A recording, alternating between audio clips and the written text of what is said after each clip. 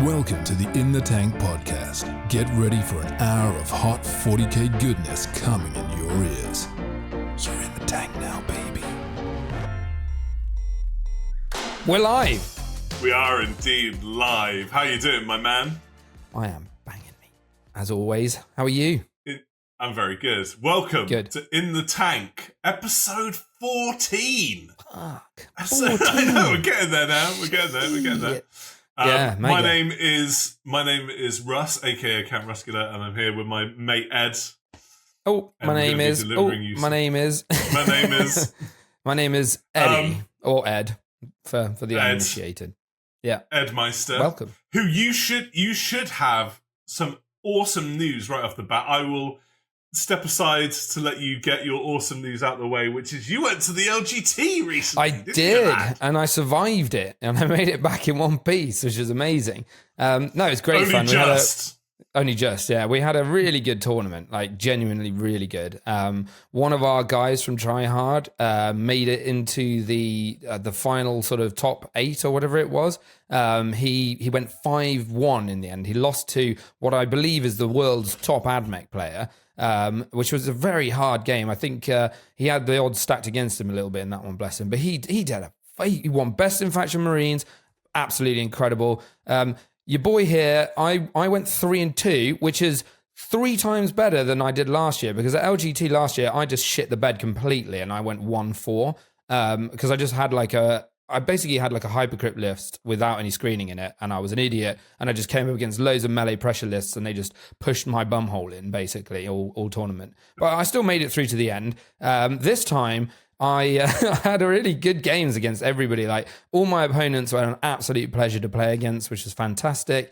Had some really close games. Got up against Custodes twice, which was quite fun, because like the second guy, Adam Shepherd-Jones, I believe his name is, he runs Beachhead, the tournament, down in Bournemouth every year. So if you guys haven't been to that, you should give that a go.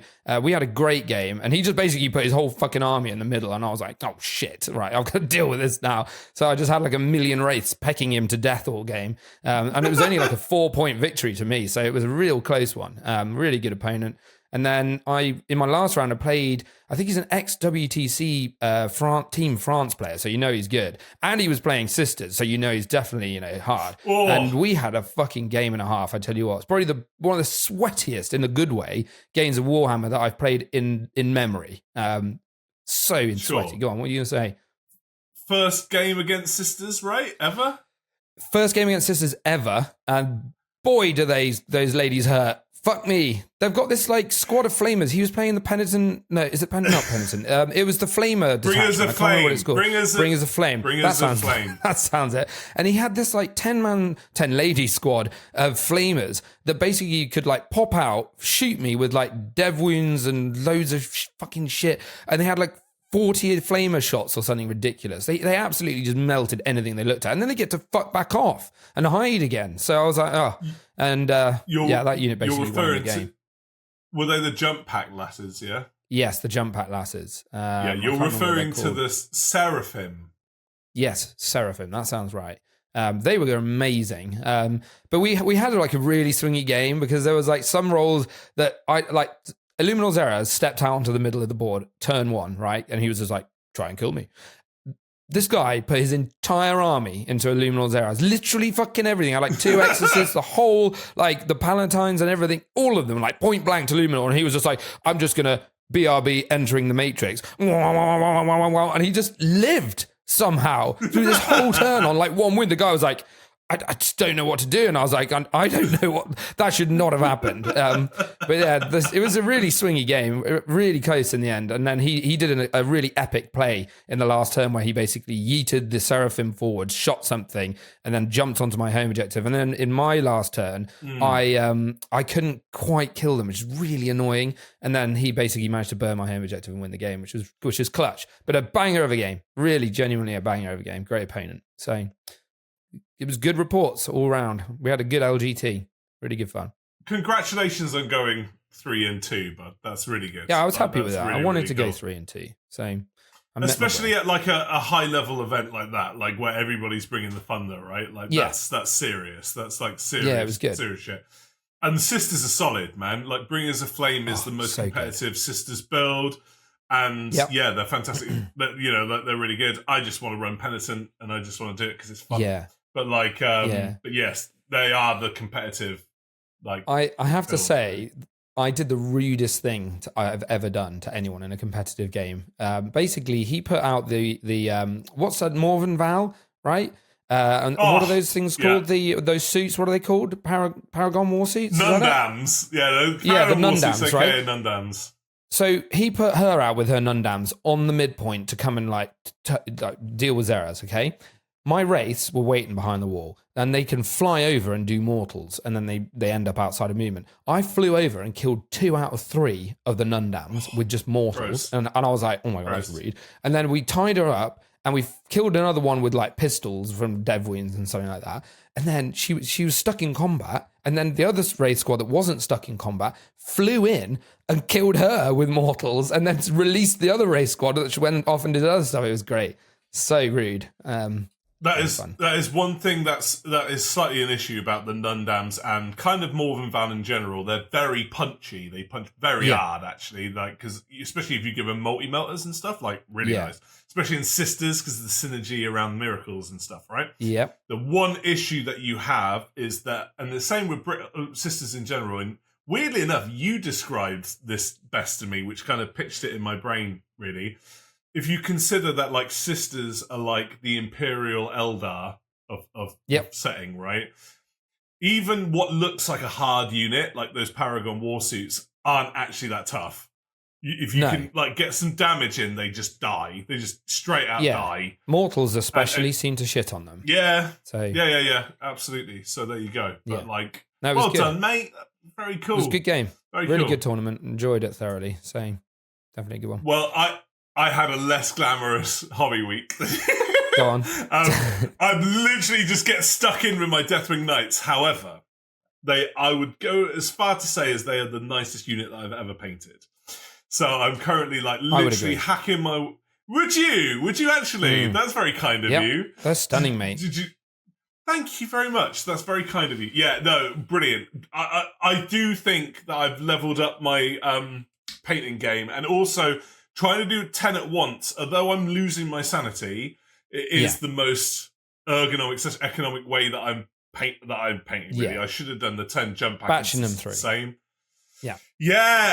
Even though mega detailed, I've always traditionally done only batches of 5 in one go.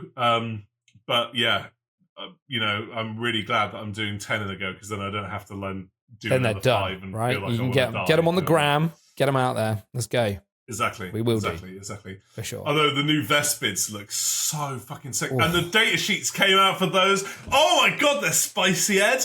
Oh my God. It's not even the Vespids, it's those new guard boys that are spicier. Have you seen what those things do? Are they good? Yes, they are wrong-uns. Have you not seen them yet? Are they? So they can do like a once per game 3-inch deep strike, and they can use it in rapid ingress. So let's say that a World Eater charges forward to come and charge you. Wow. So he moves his full move forward. You just rapid ingress them 3 inches away in a line. Now he can't charge. What's he going to do? Just charge them. Wow. Rude. Very rude. I presume only available to the Guard Codex? Yes, you can't even use them in GSC because they're Tempestus, so they don't have the right keywords. So, but yes, they seem very good. Yeah, they seem very strong, because like all you need to do is just come down like next to someone's home objective, and I think when they drop, or when they come down, they get to shoot their little robot straight away, even if it's not their shooting phase. So it does like some flamers or grenades or something. It seems pretty whack. They're only 90 points as well, which is bonkers. Gross. So we'll see them everywhere now. You wait. Yeah, I think the same with the Vespids as well for Tau players. Cool. I think they're just going to go for it. They're going to just go for it. They got uppy downy now, haven't they? The Vespids, right? Yeah. And they pack a punch. They pack a punch, Mm. man, with their specialist weapons. They're just sick. Yes. They're just really, really good. So they look cool. And you like can great field them. As well. You can now also field them in units of 10, but you couldn't before. You could put them in units of 5. So we might be seeing 30 Vespids in Tau lists that just like. Awesome. So there you go. I mean, I'm tempted myself, but there we go. Before we get on to our first topic, I just want to have a very quick rant. That's not like you. It seems like I know, dude. It's a weekly thing episodes, Oh, dude, I don't want it to be. I just want to make we should this just call this a like thing. Russ's Rant. Like Russ's Rant, yeah, dude.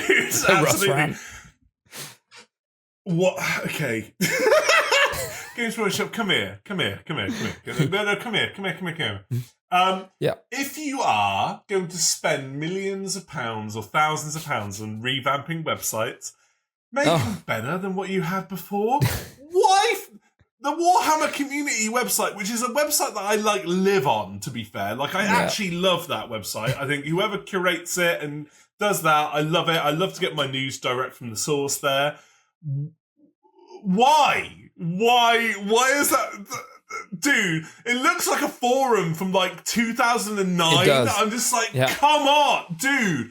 Dude, it's enraging. I'm starting to get annoyed now. I'm like, why? Not only have they fucked it up that? from a website perspective, but they've also fucked it up because they didn't use RSS to make the website. So now Discord bots that used to post news whenever Warhammer community posted something can't pull from the website to post the news in the Discord. So it's so stupid. There's so many reasons it's bad, but they've done both their websites recently now, and both of them are dog shit.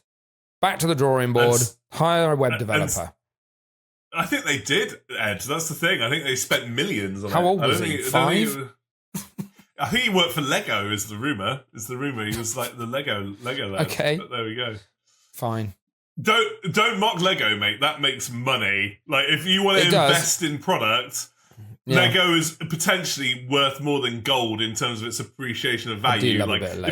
If I had a spare cash to put in an investment, fuck off this stocks and shares bullshit. I would literally just buy an extra box of Lego a month and just put it in the loft and then sell it in 3 or 4 years or 3 times. I think you're probably the same as me, as a dad of basically a 2-year-old. We're just waiting for them to get to that age where they're not just going to kill themselves choking on Lego so that we can absolutely get the Lego out. And no, I want to run D&D campaigns. That's what I'm looking forward to. That's good. Oh, me too. Me too. Oh, can't wait. There you go. Get him in. Oh, we can do family sessions. Yeah, we should do it. Get them all around. And we'll all be trying to be serious, and the kids will be like, "I'm going to do this," and we'll be like, "You can't do that."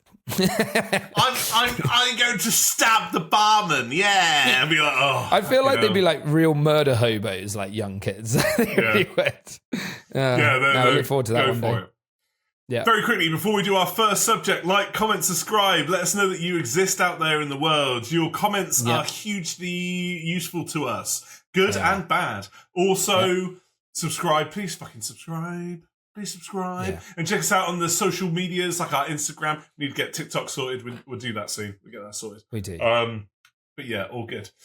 Just as a quick aside, if anybody notices that I have hugely dilated pupils today, I am not on acid or really high. I've just had some eye checks done, so they had to put some dilating drops in my eyes. So if I'm that's why. So carry on, Russ. Dude, you show me your close-up of your eyes, and honestly, it looks like The Simpsons. It's as dilated as an eye can get. Where Homer eats that crusty burger and his eyes go huge. Do you know what I mean? It honestly looks like you've licked an Amazon toad. Do you know what I mean? You're there, man. You're on Mars right whoa. now. It's like a Vietnam movie. You're going to have this is the end in the background too. Bless you. Yeah.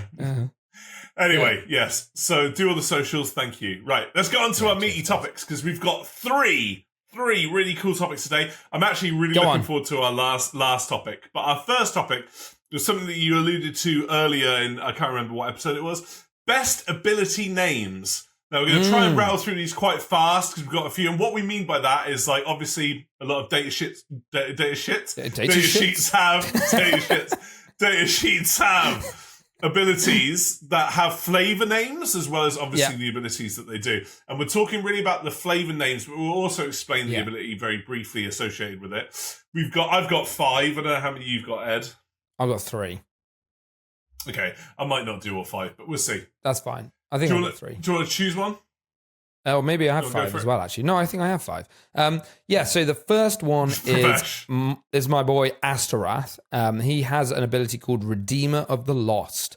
Now, obviously, his whole spiel is that he goes around basically delivering, I think it's known as the Emperor's Peace, is that correct? I think? Which is basically death. to those who have been lost to the Black Rage. So he's there as like a sort of keeper of the damned almost, which is a really cool thing. And I just thought Redeemer of the Lost, not only does it sound like a fucking metal album cover, but like it's just cool. And he's a really cool What does the ability actually do? That is a good question. I didn't read that far, but I will get it up on my phone. Let me tell you what it does.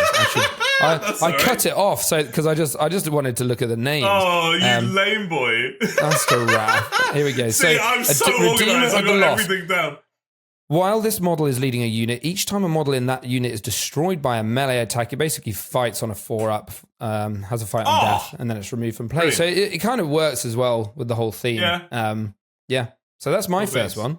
Yeah, classic. Awesome. I'm going to go for a funny one to start for me. I've got to go with the old Rattling Snipers from the Guard Codex, aka the little lads, little shooty dwarf boys. And it's a really funny one. Shoots Sharp and Scarper. Amazing. Sorry, so basically, Shard? Sharp. Oh, Sharp. Sharp and Scarper. Shoot Sharp and Scarper. Shoot Sharp and Scarper. I'm out. Bang. But shoot Sharp and Scarper. Which actually, saying it out loud, trying to fight and say it quite fast is really hard. Like, shoot Sharp and Scarper. It's really hard to say. So what do they do? Is that a move after they shoot ability? Yeah, it's literally a shoot and move. But I just love the sound of it. And you can just imagine these little halfling lads, like, taking a pot shot at an enemy general or something and be like, oh, fuck! And just like getting out there. Yeah, I've got a shot. Let's go. That's a great one. So my next one we'll keep this rolling because otherwise my next one is an ability that the Sanctus, obviously I've got to get a Gene Stealer cult one in there somewhere. The Sanctus has an ability called Creeping Shadow, which I think sounds so fucking thematic for a start. That is great. So what that does is if this model is equipped with a Colt sniper rifle, once per turn, when an enemy ends a move basically within 9 inches of it, he can make a normal move of up to 6 inches, which I think is pretty cool. So it's just like little sort of sneaking away, which makes sense for them, right? That's their whole spiel. That's pretty cool. So that's very my cool. next one. But when I was doing this list, I had to include this because when I read this for the first time, it made my hobby bone very excited. And it's the lion. My hobby bone. It's the lion, and one of his abilities is just so me. No hiding from the Watchers. That's such a great one. So good. I feel like we need to do like a lore topic on what the fuck we think the Watchers are, because that's such a cool I know idea. what they are. I know what they are. So I think so. Okay, we'll discuss that another time. I'll go with that. But essentially, friendly units within the 6-inch radius gain a 4-up feel no pain against mortal wounds. Really good. Which is very good. Really good for me because I'm currently running a list where I'm running lots of Hellblasters and Black Knights, and it does soak for when you do a hazardous check. So that's also true. Yeah. Ew. So, really cool. So there we go. Nice. So that's that one. So good. Carry on. So my one is from another classic unit, the Brotherhood Librarian from our favourite Grey Knights. And it is, of course, Vortex of Doom. I mean, what kind of a cool-ass psychic power is that? Like, you imagine you're just like, oh my God, this guy's sucking me off. You just get sucked into fuck knows where, into the ether. So it's basically, if you haven't seen it before, then you clearly haven't played against Grey Knights, because usually people are rocking at least 1 to 3 of these guys. It's just a psychic attack that you do within 18 inches of visible. Roll a dice. On a 1, he fucks himself up for D6 mortal wounds, but he also has a shrug, I think a 4-up shrug of mortal wounds, so you kind of, whatever, it's a bit shit when it happens. But then on a 2 to 5, they suffer 2d3 mortal wounds, and on a 6, it's 2d6. That's fucked. Shit the bed. Fucked. So yeah, it's going to really hurt when that goes off 2d6 mortals. I've seen a 12 happen before, so yeah. Equally so. I played at the Oxford Onslaught 3 against a Grey Knight player and beat the Grey Knights player. They were a great player. I love you. And he had 2 librarians, and in the same turn he rolled 2 1s. And I was so awful when that happens.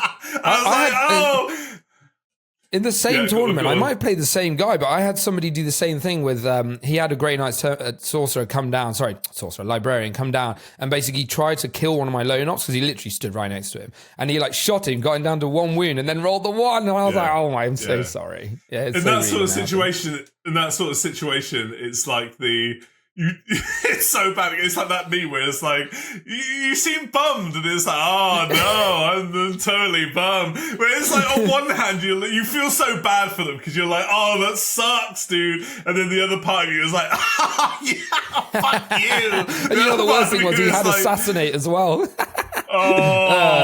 It's just really. Oh well. It's a good name though. Good name.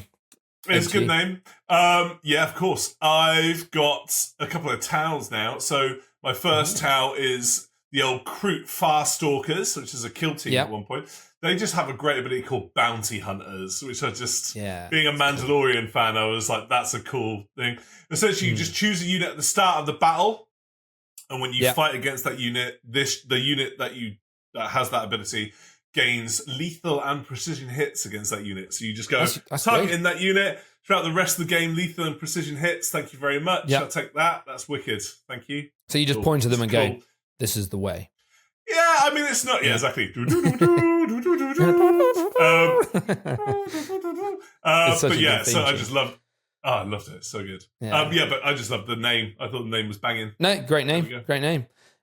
So obviously a Necrons one coming up next, being a Necrons fanboy. We have the Doomsday Arc has an ability called Overwhelming Obliteration, which is cool as fuck. And basically what it does is from a lore perspective, this is cool as well, because what it does is the Doomsday Arc literally pulls resources and energy from its movement abilities. So it like turns off its engines basically so that it can like supercharge its Doomsday cannon and then just absolutely fuck something with it. And basically what it does in terms of game sense is it gives you dev wounds on your attacks if you stay still. And you also get heavy if you stay still anyway, so you get +1 to hit. So yeah, sitting still with a Doomsday Arc, those things will light you up like Christmas. And I thought that was a cool name. So, yo ho, yo ho, motherfucker, yo ho ho. That's very cool. That's very cool. I like that. That's very flavorful, actually. I have the most gothy of all of the ones today. I'm pretty sure. Mine is. I'm sure. Penitent Engines. Yeah. And the ability is Endless Suffering. Oh, great name. Isn't it? Isn't it really good? Amazing. So Endless Suffering it's not like, it's actually really useful from the unit, but it doesn't do crazy amounts. It just allows you to advance and charge. So you get right into the fray, but just the name, I was just like, and actually that's what you kind of want your Penitent Engine to do, if you're honest. Like you want to just throw those in your opponent's base on turn 1. Are they the ones with the guys sort of in sarcophagi, like with all the big chain things? Or that's the Mortifier. That's the Mortifier. So the Penitent Engine is the dude that's strapped to the front and he's just all exposed. Yeah. Oh, okay, rude, yeah. They're cool. Yeah. They make good little action monkeys as well, those on their own. Pretty good. Kit. Quite cheap. Tough. Cheap. Yeah, that's what my opponent was running, like 3 of those, and they were really annoying. So I think this is my final choice, and this was the reason we did this segment, was because it's the best named ability in the game. Yeah, this one's good. Which is the Thousand Suns Hellbrute has an ability called Arcane Knowledge Amidst Babbling Insanity, which I think is just the fucking coolest name for any ability. And the ability is actually not bad either. Each time a friendly Thousand Suns Psycho model within 9 inches of this model is selected to use a ritual, you gain 1 Cabal point. So just sort of keeps you topping up those Cabal points if you can keep him nearby, which is cool. But yeah, I just thought it was a great name. That's such a Thousand Suns ability, because it's like, when you trigger this thing, you get this other thing, which is also triggered to our main rules. But I just love the idea of him being like, because Hellbrutes are unhinged anyway, right? Because they're like, they're like dreadnoughts that are on all the time, so they just lose their mind. They're completely in agony and it's just a nightmare being a Hellbrute, basically. So I can imagine this thing, and then it suddenly goes, aha, eureka!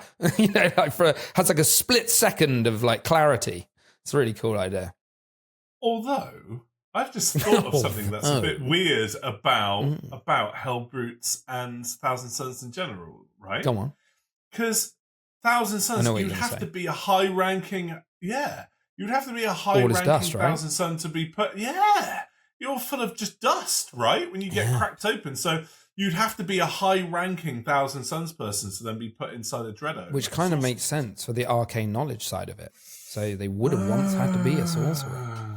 And you'd probably be plagued by your infinite knowledge being trapped inside a fucking lumbering Hulk, right? Exactly. So there you go. So yeah, that's my last choice. What's your last choice, sir? My last choice, just because it's badass and really fun, is a Storm Surge. It's the Tau Storm Surge. It's just Titan Killer. Just Titan Killer's a great name. Titan Killer. Just Titan Killer there. Fuck you. I'm just going to kill your biggest thing. Titan Killer. Reroll hits on Titanic or towering units, a.k.a. Titans. Yeah. Right, so like there you go. There you go. Titanic towering units. Storm Surges are such cool models. Wicked. They are cool. Cool. Chungus. Big old Chungus. Yeah. But there you go. Really beautiful. Cool. There you go. There you go, mate. There you go. Well, I think some good choices. So that was a fun topic. There was a fun topic that was on the list of things that we wanted to do. What are your favourite keywords, please? You're fucking on it. Yeah. If you have any, leave us a comment down below. Please give us some keywords. Please tell us. Please tell let us. us know. Tell us why. Help our algorithm. Yes. I'll trust you to go all creepy. You're such a Jakari. It's just like, please tell me so I can speak to Vex.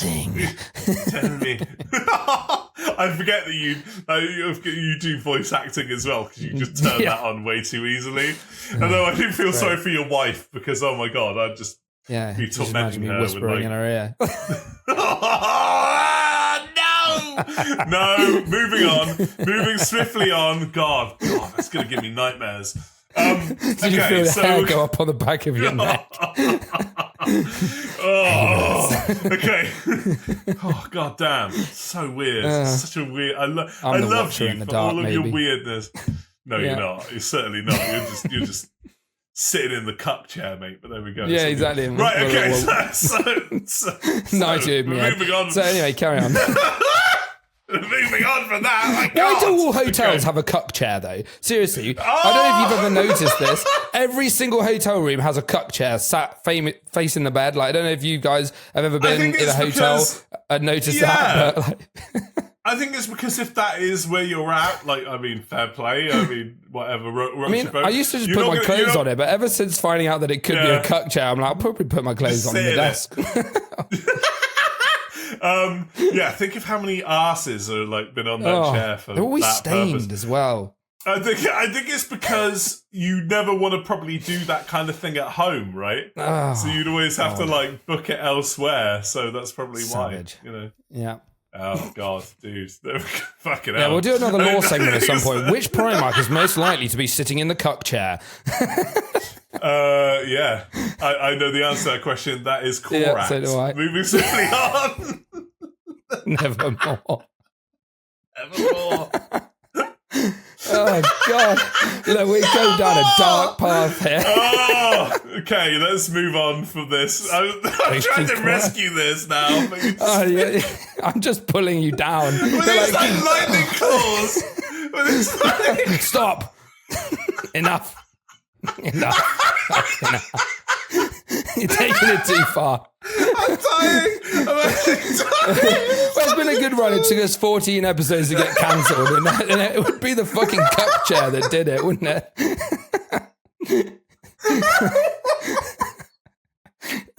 Jesus. Oh, right. Dying. All I can see is you just going redder and redder on my screen. You're like beet purple now. Oh my god. Okay. Oh, I'm like crying. I'm laughing so much. Oh my god. I'm sorry, everyone. I took it there. I shouldn't have done it. Oh, it's okay, mate. We just flew too close to the sun there. Oh my god. We did Icarus the shit out of that one, right? Oh, just let me compose myself, because you have more to say about this subject than me, and I have more to say about the next the following subject. Oh god damn. Okay. Oh, right. my mouth hurts. Okay, so the hobby topic of this week. Contrast paints. Okay. How do we feel about contrast paints at the market rival? You just talk now because I'm going to die. I'm covered in Lamia Median right now, mate. So contrast paints, as we've touched on in previous episodes, I think that they were probably marketed differently to how they've turned out. And we've discussed this in that they were marketed as like this really beginner-friendly paint. And I do think that under certain applications, they can still be exactly that. But I also think that they have their own unique painting style that you can do in a completely different way than basic paint. So like me, as a person, I would say that I'm not a very experienced painter. I'm like a fairly experienced painter. I've been doing it long enough now to know most of the sort of tricks and like, you know, little things that you can do. But I think that contrast paints can be really good if applied correctly. So I think that, you know, things like using them as washes or using them as low lights and then dry brushing a highlight over the top, depending on what that highlight is. Hopefully it's not white because it's always fucking chalky. But like some stuff like that, I think they can be incredibly useful. Over metallics, they can completely change the color. You can go from like a normal metal to like a bronze by using a flesh colored one. So I think they've got their place. I think that they are probably slightly differently used by painters than GW originally wanted them to be, but I actually think that's a good thing because it gives them that longevity amongst more experienced hobbyists. So I've ranted long enough. You go on. No, first of all, stop being British. You're a great painter, and I'm going to kick your ass if you keep doing that. Because better than a kick in the bollocks. I'm no golden demon winner. Like, you know, my hands are too unsteady for that. But I can get stuff. I can get paint on models, and it looks all right. Let me just philosophically end this by saying, right, like compared to when you ever start painting, we're all amazing. Let's be real. Like, in order to have the patience to paint models like we all do, we're all great painters. And shut up, you're fantastic. I love you. So talent is great. I love you. You make some great painting. You're great. You make some great painting. I love you, Silent King. I love you, Gene Stealer Cults. Stop it. Yeah. Stop I it. like your Deathwing knives that you've been working on that have only got 400 different color schemes on one model. Really cool. You made that really easy on yourself. But anyway, So what have you got to say about contrast paints? Come on, hit me. Well, contrast paints, I think, completely changed the landscape of painting for Games Workshop, right? Where I saw an awesome interview. I think it was on I can't remember whether it was on the painting phase or something, where they basically a GW dev who was basically like a product designer / I can't remember. I'm so sorry, like going out to community. Basically went as far to say as contrast paints like saved Games Workshop from going in the red one Interesting. year, right? Where I think it was around 2015 or 16 or whatever, where which seems crazy now, like in a post-pandemic hobby world, right? Where actually I think Games Workshop was taking a royal kick in, and their like stocks were not great, and they were really struggling, and it was almost like they were potentially going to have some real financial issues at one point. And basically, contrast paints was like their way of rejuvenating their entire paint range, essentially. Yeah, and it was the initial conception was, as we all know, and if you don't, then I will say now, which was like a beginner's paint where you could like whack on a layer or two layers and get a partial highlight effect from just one big layer. And a low light, basically. Yeah. Yeah, absolutely. Yeah.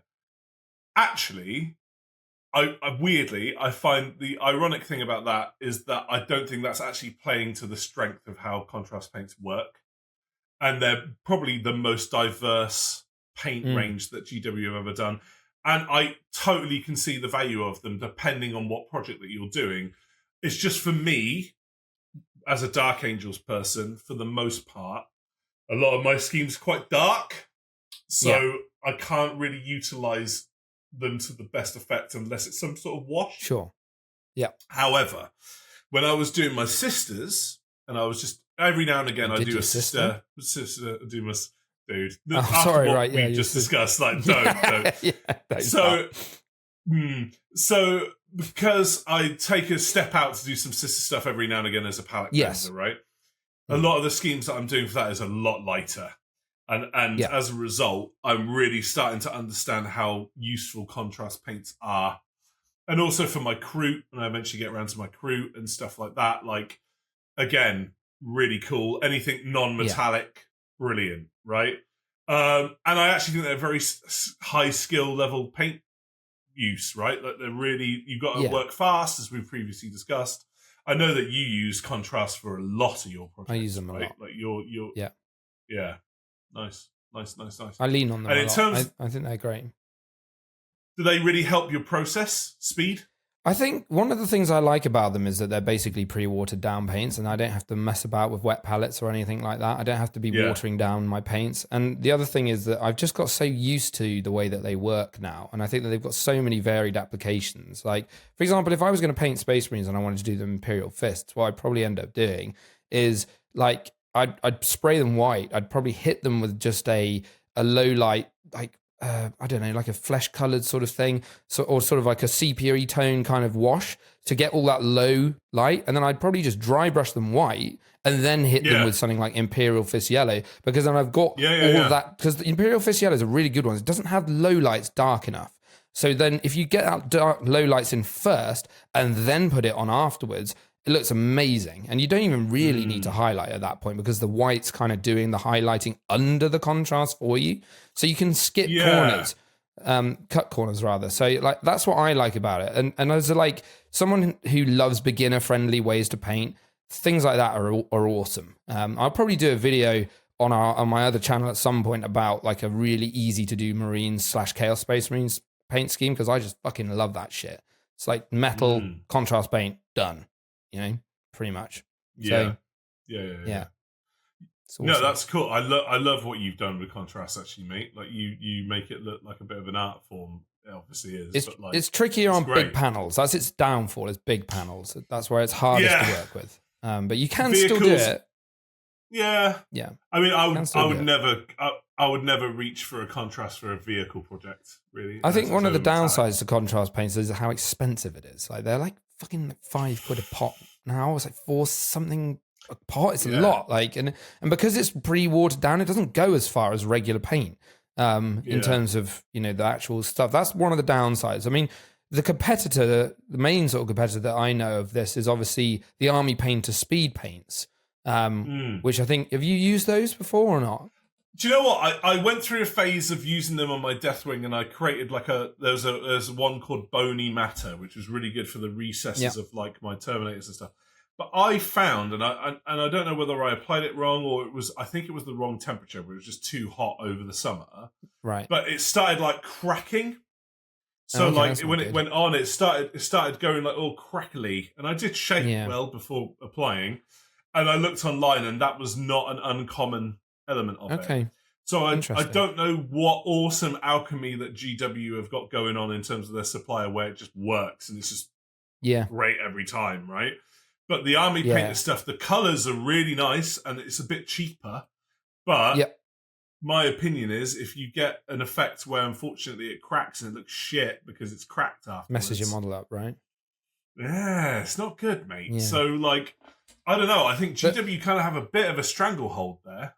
They do, I think. They've also done, there's like 2 ranges of contrast paint. There's like the early contrast paints, some of which are still really good. And then there's like a later wave of contrast paints that came out.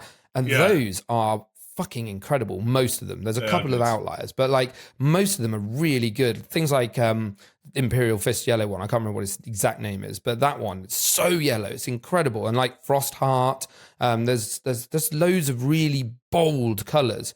I think, is it Magma Droth Flame? That's the orange I use on all my Necrons. Yeah. That's a great orange, that is. It's so like deep. It's great. People think it's red half the time. Well, this is it. I think the crazy thing about that is some are so subtle and some are like really profound, right? I love one, I think it's called Dreadful Visage, which I'm using for my sisters, which give us like a sort of slightly lilac. Light purple, right? Yeah. Yeah. Beautiful. But that's so subtle. Looks great. It's it's mega subtle. But you compare that to like some of the other ones like Black Legion and stuff like that, which are way more like proper strong. Yeah, and it's like, and Black Legion, as we touched on previously, is a good brace rimming one. I tell you, like I'm going to go watered down black. Sorry, go on. I'm going to go to my hobby. No, fine. Sorry, I interrupted you this time for a change. I'm going to go to the hobby store on Friday and pick up a Black Legion and let you know how I try some rimming because go do some black. Give it a go. I genuinely think it'll change your life forever. It has mine. Yeah, no, fair. I've been rimming ever since with it. Haven't we all? Yeah. So yeah, I mean, I think whatever cool solution that they've got going on at GW, and I'm sure there's like a Vallejo one and stuff, but like I still think that it's just a unique formula.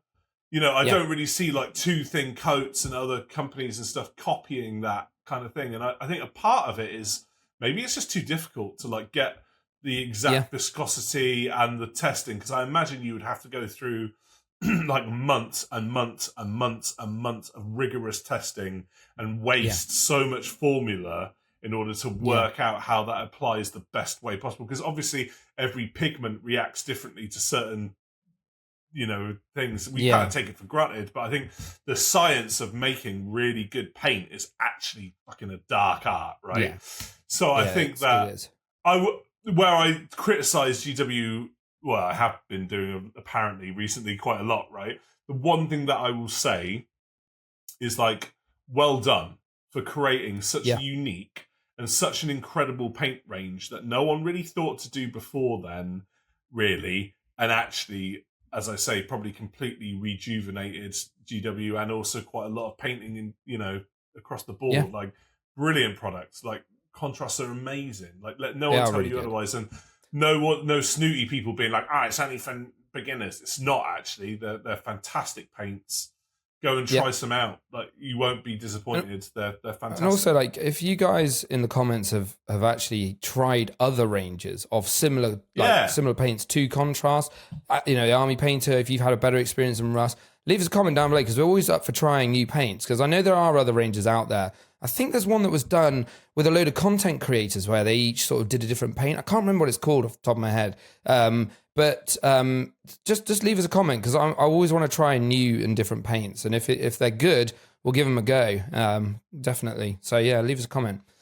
Yeah, well, I recently kickstarted the old P3s, right? So I'm looking forward to getting those in my hands. They're not contrast paints, but just in terms of like other paint companies and stuff like that. So I'm well up for that. Like, just bring it on. I used to be a bit of a Games Workshop snob with paints when I was starting out. Like I think it was because a lot of videos that I watched always like using Games Workshop paints, and I got to a point where I was like, actually, paints don't really matter so long as they're good quality. You just need a similar-ish color.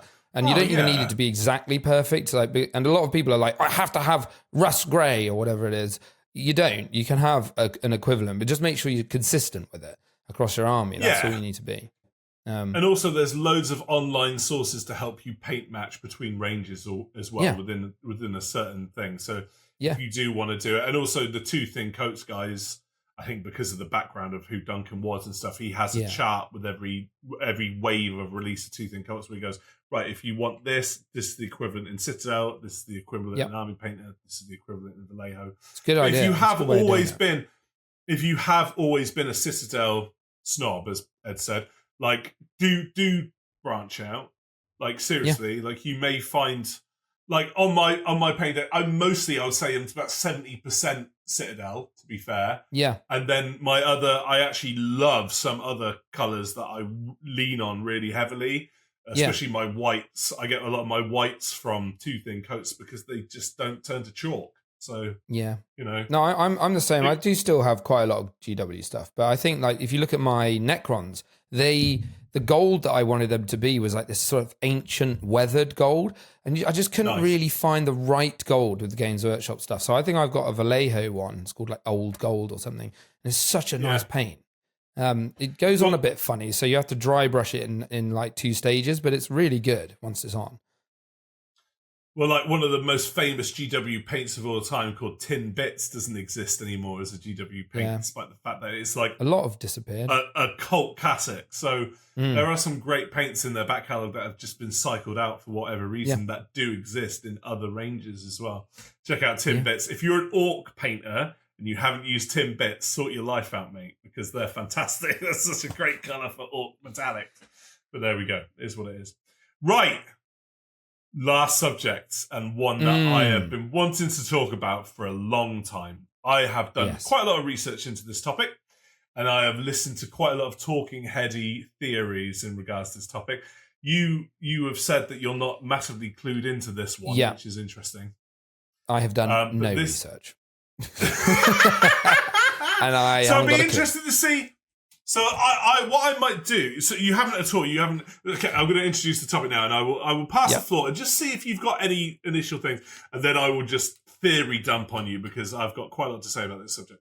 So obviously, the Emperor created 20 legions of Space Marines and 20, technically 21 Primarchs for his various Space Marine legions, but we only know of 18 of those. There are 2, which is obviously Legion number 2 and Legion number 11, that are shrouded in mystery, that have no sort of modern representation in the current game or during the Heresy and stuff.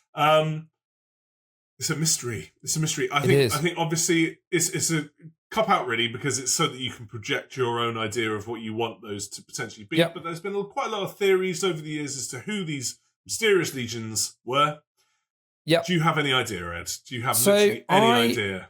I do. Obviously, no one really has any idea. There are theories, clearly.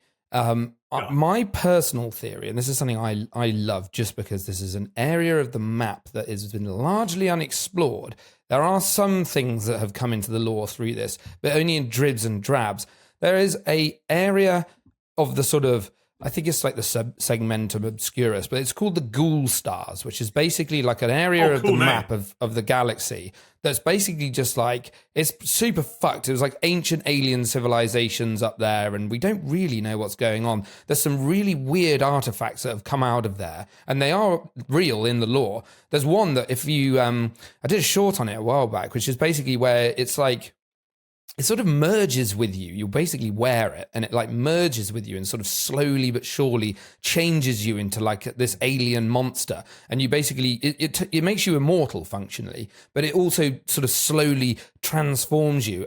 A little bit like those fucking prawns from that a film with aliens. Prawns. Fucking prawns. What are they? You remember 9. the one? District 9. A bit like that. It kind of like twists your DNA over time and you end up in this weird place. But anyway, the Ghoul Stars are an area that there have been some Marines going there in the past, but not really coming back that many because it's a super dangerous and dark and unknown area of space. And I kind of like the idea that one of these unknown Primarchs was kind of fired into that area of space, because obviously they were all scattered among the galaxy when they were lost originally. And I like the idea that actually that there is a Primarch out there in the Ghoul Stars, and maybe they're like a really different kind of Primarch, really, because this is a place of long lost alien civilizations, like, just abandoned completely and just ruins and all this sort of stuff. And I love the idea of this almost like nomadic Primarch that's just wandering the wastes of this place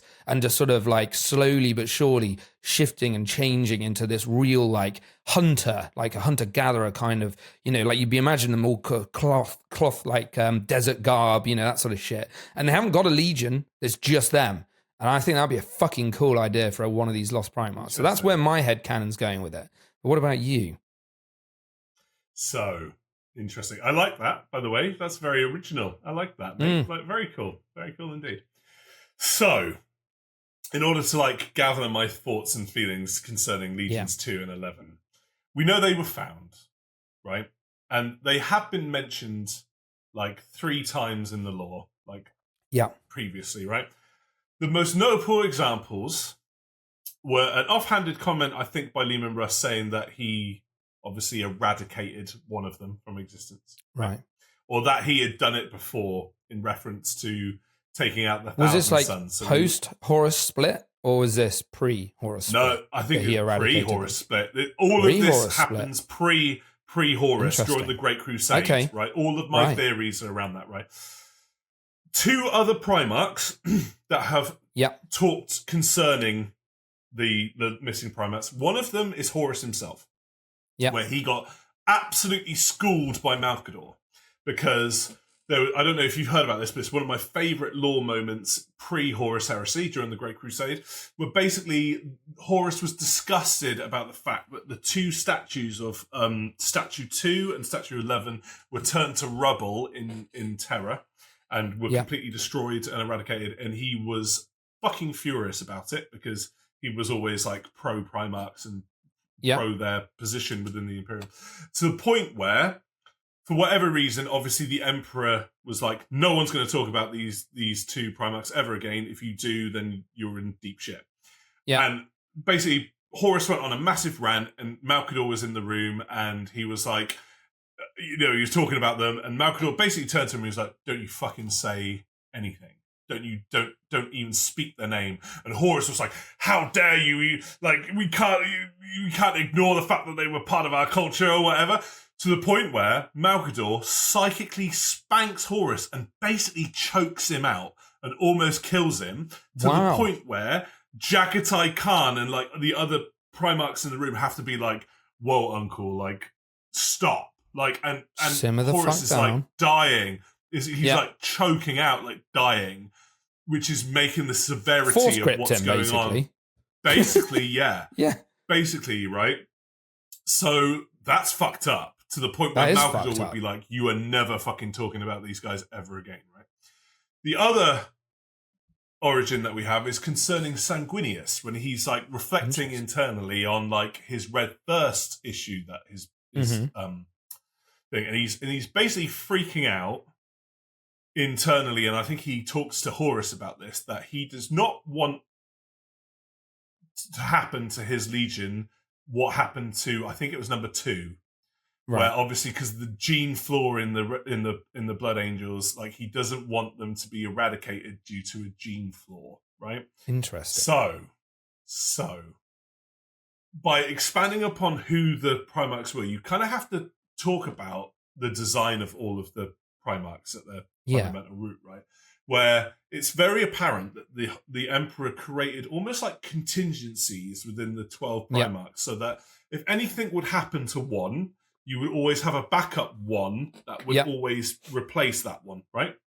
Yep. And you can see that with the sneaky legions, especially because you kind of have 3, because you have like Alpha Legion, you have the Night Lords, and then you have obviously everyone's favorite Nevermore boys, right? Yeah. But you also have that with like the uber organized ones, like with Guilliman and kind of like Horus, I suppose. Yeah. And then the Eradicators, like the Lion and the Wolf, are very similar to each other, right? In terms of what they do. Like one eradicates whole cultures, the other one kind of is the executioner of specific people, right? Yeah. So with that in mind, one of my theories is that one of the Primarchs was a highly powerful Psyker, because we only have one Magnus, left, who is Magnus. So I reckon that there was and what happened to Magnus's Legion? Well, you had a lot of like instability with his gene seed because of the fact that he was such a powerful Psyker, especially because there was no like infrastructure support there to acknowledge the existence of the Chaos Gods, and also to acknowledge any sort of like genetic issues as a result of being highly Psyker and that close to the warp. So my theory is that one of the legions were a very powerful Psyker legion, similar to the Thousand Sons, that had just innate issues with their gene seed or whatever and had to be eradicated. Hence Sanguinius talking about the fact that there was issues with gene seed there as well. So that's one of my theories as to who one of the Primarchs were, the missing Primarchs and legions were. That they were uber psychers that had to be removed from the board because of their instability with their gene seed. That makes sense, right? Yep. The other theory, now this one is purely speculation because I have no idea, but there was an event that happened within the Great Crusade that is one of my favourite ever parts of the Great Crusade, and I desperately want a book for it. But I think because of this reason, I don't think we will ever get a book on it, which is the Rangdan Xenocides. So the Rangdan You've talked about this before. Go on. Yeah, as a Dark Angels person, I need to, because essentially it's what basically spanked the Dark Angels to the point where they became a lesser player in the great game of like the Great Crusade, right? Where previously to the Rangdan Xenocides, especially the third one, because there were 3 Rangdan Xenocides, right? The Dark Angels were the biggest legion because obviously they were the first, right? They could gather all their forces throughout the centuries and stuff like that. The Rangdan was the biggest threat to the Imperium ever, essentially. Okay. I believe that they were very similar to the Crave in as much as we don't really know that much about them, where they were like very good at mind control, and they were just op as fuck. They were just really, really powerful. And it took the combined strength of like 3 or 4 legions to basically repel them.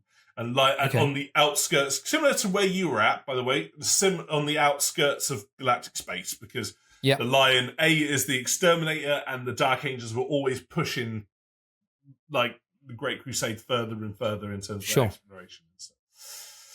So, I believe that one of the Primarchs, especially during the early days of the Rangdan Xenocides, maybe the first, maybe the second, we don't really know that much information concerning the Rangdan and who they were. We just know that the Lion was very heavily part of it, and Mortarion, and the tough Space Marine legions, right? Potentially the Iron Warriors and stuff like that later.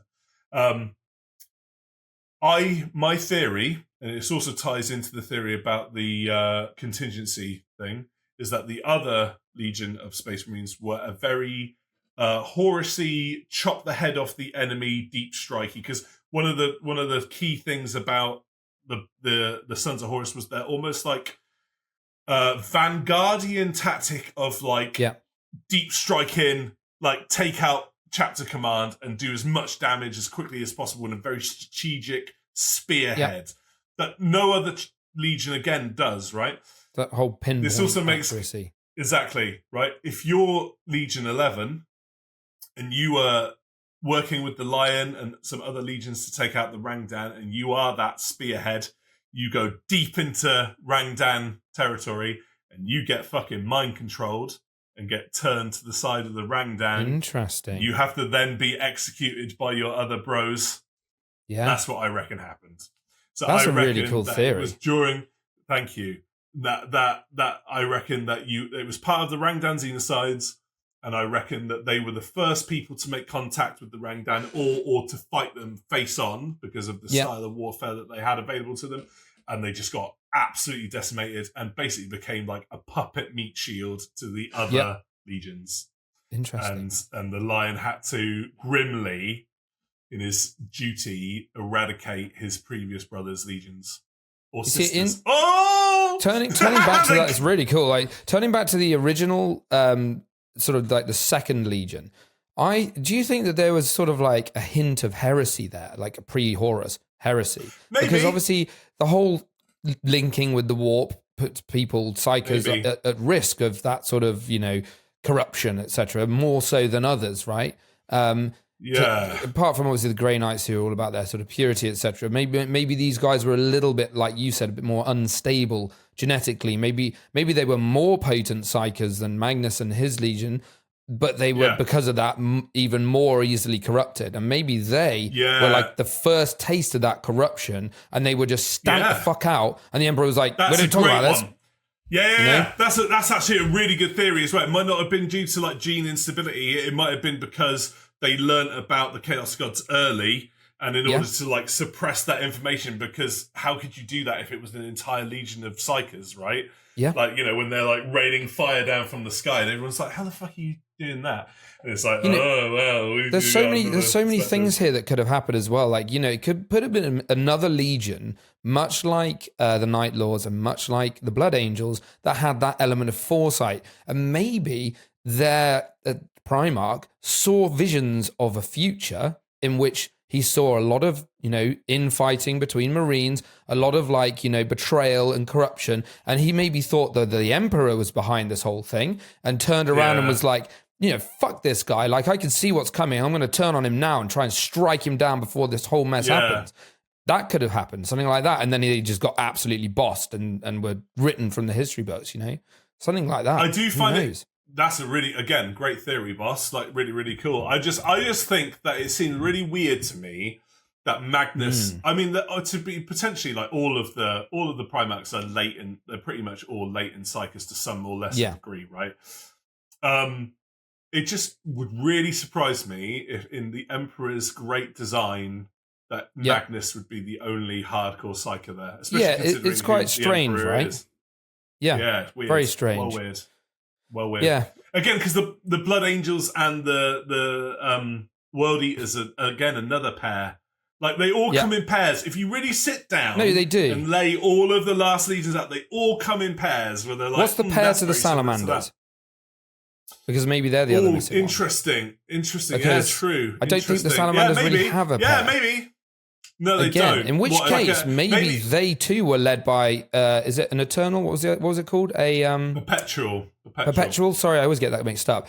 Maybe they too were led by a Perpetual, and maybe their Primarch will return at some point. Maybe that's why. Maybe that's why that was especially painful as well. Because if they were quite an empathic legion, similar to the salamanders as well, where they were quite humanitarian, and for them to be like puppeted by a really grim, evil Xenos species that then the lion then has to grimly kill all of his brother's legion because they're like a puppet legion now. Oh, that's horrible. It's interesting. Right? There's some really cool theories. I mean, this is one of the things I love about this hobby is like the lore is so deep and so wide that you can literally almost fathom anything. And it's great to just sort of spitball these kind of theories and kind of like think at what could have been, because we just don't know until it's written into the lore. We just don't know, until it's canon, which is really cool. I'm quite into the Black Library, right? And there are two books that I'm literally waiting on that I'll be like, shut up and take my money. I desperately want to read about them. One is The Fall of Caliban, because we actually haven't had an official Fall of Caliban novel where we know exactly what happens, where all of the various Dark Angel boys are doing their thing, and like how the fight between Luther and the Lion actually goes down from a first-person perspective.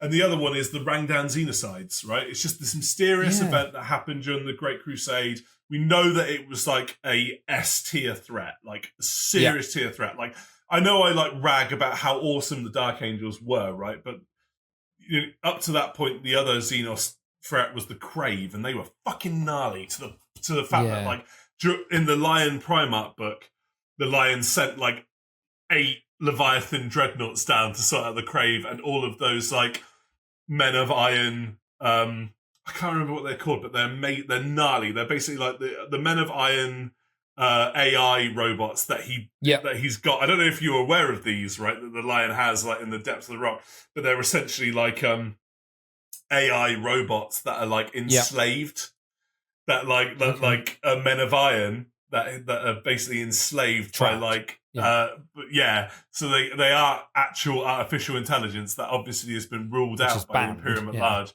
Yeah, but they're like machines of.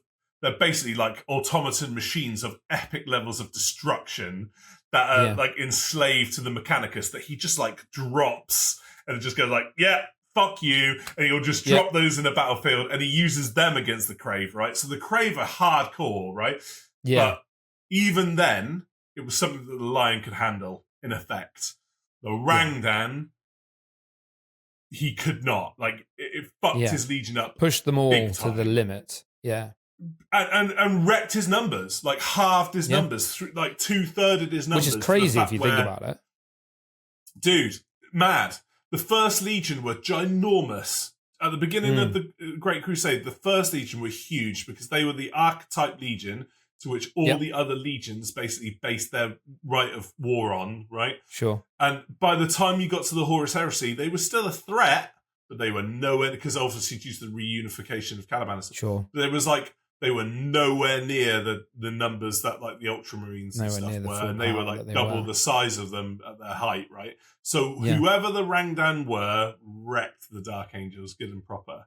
So fascinating. We need to do this. I've got another topic for us for down the line. Did Magnus actually do anything wrong? That's one we will discuss in the future. So as a guy in Tryhard, Isaac, he plays Thousand Suns, and his list name is Magnus made the best possible decision with the information available to him at the time.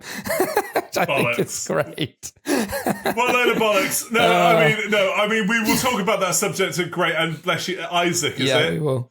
Yeah, of course you would say that, being a Thousand Suns boy. Look, I hate the Wolves, man. I'm totally with you. The Wolves can fuck off and die, but I'm sorry, but in that instance, you're wrong. But we'll talk about that. We'll talk about that in great depth another time. But if you guys have got any good theories, any working theories as to where those 2 Primarchs have gone, or what happened to them, me, man. Hit us. We want to hear them. Yeah, we're all ears. So tell us what your theories are. Come on, there's got to be some good fan theories out there. It really is. And on a personal note, thank you for all of your community support going forward. We had some really lovely messages of late, actually. it's just lovely to be appreciated out there. Like, you guys are the best, and thank you for listening. Genuinely, like, seriously, it's fantastic to have you all here listening in to us rant and rave about our favourite hobby. It's the best. It's the best hobby ever. It and is. Who knows? We might be love it. We might be having some guests on in the future as well. So that yes, we are planning to do some guests. We will see what ends up being the sort of right time frame, but maybe one every 4 to 6 weeks, once a month, maybe we'll figure it out. Yeah. But we will start getting some guests in for you guys soon because we've got some great people that we'd love to come and just shoot the shit with, talk about some really interesting topics on. So it will be coming very soon. So keep an eye out for those as well.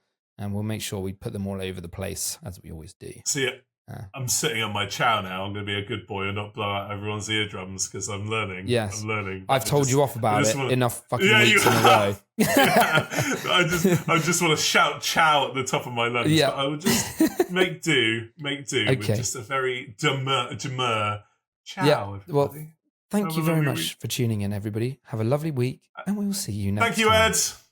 Yeah, thank you, Russ, for being my fantastic co-host. See you next week, guys. Love you guys. Bye-bye. Cheers.